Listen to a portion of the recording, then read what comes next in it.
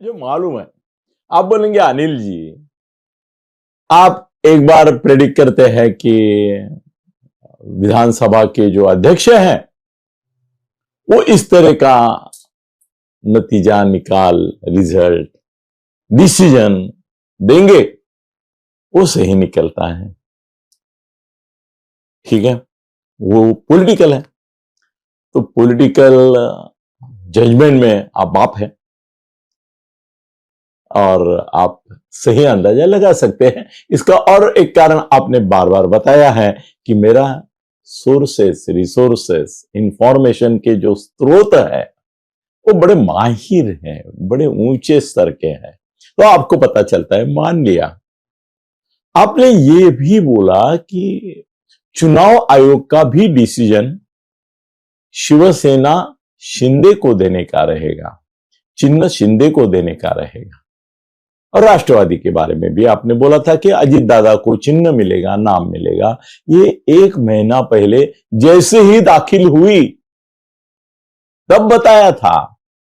चलो मान लिया, क्योंकि हमें भी थोड़ा सा अंदाजा था कि चुनाव सेशन छोड़ के अब तक चुनाव आयोग का कोई आयुक्त ना दिल्ली में गली में ऐसा नहीं निकला है कि जिसके ऊपर वहां के सत्ताधारी पक्ष का, नेताओं का प्रभाव नहीं है। इसका एक ताजा उदाहरण मैं आपको जाते जाते बताता हूं कि कर्नाटक में अब जो महापालिका के चुनाव हो रहे हैं वो ईवीएम पे नहीं हो रहे हैं, तो मतपत्रिकाओं के माध्यम से हो रहे हैं। क्यों? क्योंकि वहां कांग्रेस की सत्ता है और कांग्रेस के अभी चुनाव आयोग उधर कर्नाटक का कहने के लिए तो स्वतंत्र है। फिर उन्होंने पूरे देश में अगर ईवीएम चल रहा है तो यहां पे क्यों लिया? स्वाभाविक है कि वो लोकल पॉलिटिक्स के, लोकल नेताओं के प्रभाव में उन्होंने निर्णय किया कि नहीं, हम मतदाताओं को मतपत्रिका ही देंगे। तेलंगाना में भी ये हो चुका है। तेलंगाना में अब चुनाव हो गए महापालिका के और वो मतपत्रिकाओं के साथ हुए। क्यों? तेलंगाना में भी बीजेपी की राजवट नहीं है और एक कानून ऐसा है कि ये डिसाइड राज्य का या केंद्र का चुनाव आयोग करता है कि चुनाव ईवीएम के माध्यम से हो या मतपत्रिकाओं के साथ हो। कांग्रेस की डिमांड थी कि हम ईवीएम पे भरोसा नहीं रखते, करके मतदाता पत्रिकाओं का उपयोग करें। तो तेलंगाना और कर्नाटक में कांग्रेस की सरकारें और इसकी सरकारें होने के कारण हो गया वहां पे नतीजे थोड़े धक्कादायक। तेलंगाना में, कर्नाटक का तो आज ही अनाउंस हुआ है, मतपत्रिका का होगा इलेक्शन। तो ऐसा है कि तेलंगाना में ईवीएम नहीं है और अभी संजय बोल रहा था कि 5वें नंबर पे बीजेपी आ गई, मगर उसका मतपत्रिका और ईवीएम से संबंध मेरे ख्याल से नहीं है। क्यों नहीं है? वहां पे सत्ता ही कांग्रेस की है ना यार। जिसकी सत्ता होती है उसकी ओर मतदाता जाते हैं, तो गए, ठीक है, स्वाभाविक है, उसमें कोई आश्चर्य की बात नहीं है। तेलंगाना में 5वें क्रमांक पर बीजेपी गई, कोई दुख की बात नहीं, आश्चर्य की बात नहीं है। और मतपत्रिकाओं की वजह से गई ये भी मैं नहीं मानता हूं। ईवीएम में भी 5वें नंबर पे जाती थी, गई है। कांग्रेस की सरकार आई कैसे? ईवीएम से ही आई है कि नहीं? ये भूलो मत। तो बात आता हूं मैं मेरे मुख्य मुद्दे पर आता हूं कि मैंने आज तक जो प्रेडिक्शन किए उसमें मैंने हाईकोर्ट का भी प्रेडिक्शन किया था। अब बारी है, मेरी परीक्षा हो रही है, सच में परीक्षा हो रही है। आज मैं जो बोलूंगा, अभी कैसे है ना कि पहले जमाने में मैं बोला नहीं बोला, नेता भी नाटक करते थे, मैं कहां बोला, हाँ वो पत्रकारों ने गलत समझ लिया। अभी क्या होता है कि सब जगह शूटिंग चलती है ना राजा, तो शूटिंग में दिखाई देता है कि आप क्या बोले और आपको पकड़ के ठोक सकते हैं। ये देखो, ये आपका वीडियो है, ये आपने उस समय बोला। ये देखो, अभी जो मुंबई महापालिका का चुनाव हुआ उसमें राज ठाकरे और उद्धव की जो आघाड़ी थी, दोनों की मिलके, महाआघाड़ी नहीं थी, आघाड़ी थी, उसकी करारी हार मिलने का एक प्रमुख कारण आप याद रखो, जिसका जिक्र मैं ही कर रहा हूं और किसी ने नहीं किया है। सोशल मीडिया पे बीजेपी ने सैकड़ों सैकड़ों ऐसे वीडियो लोड किए, लोगों तक पहुंचाए, जिसमें उद्धव अनाप शनाप गालियां राज को गद्दार करके दे रहा है, और राज ने तो हदें पार कर दी है। ऐसा कोई अवयव नहीं छोड़ा कि जिसके ऊपर से उद्धव के प्रति उसने विषवमन नहीं किया। पूरे ऐसे पॉइजनस, तो वो कोबरा रहता है ना 10 नंबरी, वो जैसा विष करता है, देता है, डसता है, वैसा डस रहा था। कौन? राज ठाकरे। किसको? उद्धव को।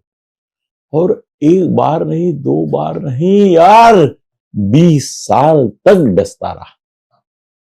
20 साल एक आदमी दूसरे का इतना द्वेष कर रहा है, उसके प्रति नफरत जता रहा है, वो अचानक एक रात को अगर ये बोलने लगा कि मेरे प्यारे भाई आ जाओ, वो प्यार कहां गया था? 20 साल कहां था? फिर इतनी दुश्मनी भाई होके? लोगों को पसंद नहीं आया, लोगों को लगा ये नाटक कर रहे हैं स्वार्थ के लिए।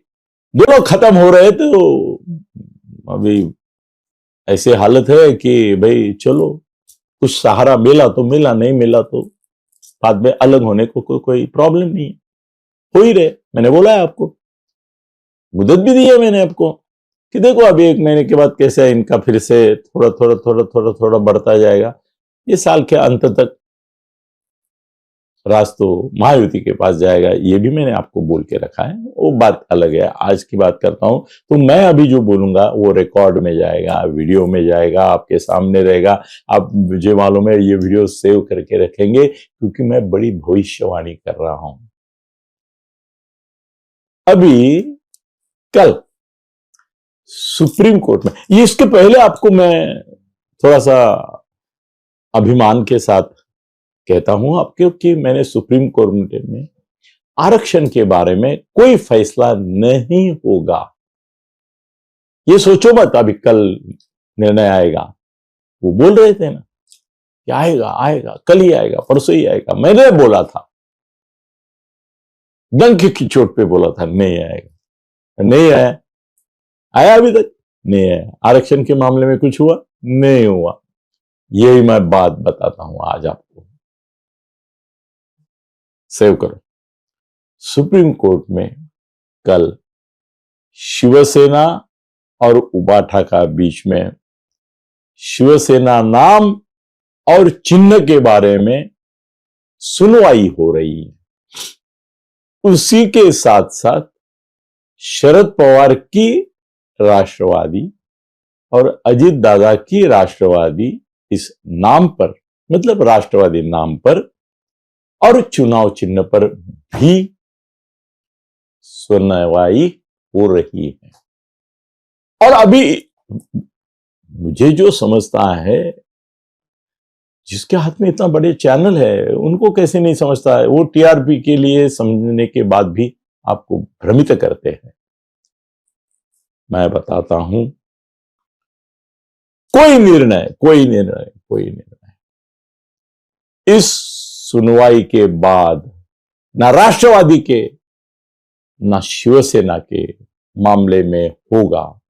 सुनवाई हो जाएगी, रिजल्ट नहीं आएगा, रिजल्ट रख देंगे, बोलेंगे सही समय पर इसके ऊपर विचार करके रिजल्ट दिया जाएगा। या तो ये भी हो सकता है कि नाम के लिए सुनवाई होगी और मामला और अगली तारीख तक टल जाएगा। मुझे लगता है 2 दिन दिए हैं, इसमें सुनवाई कंप्लीट ही नहीं होगी। 50-50, या तो सुनवाई कंप्लीट नहीं होगी या तो निकाल जाहिर नहीं होगा। मगर निकाल नहीं मिलेगा, ये बात पक्की 100%। बोल दिया तो बोल दिया। धन्यवाद।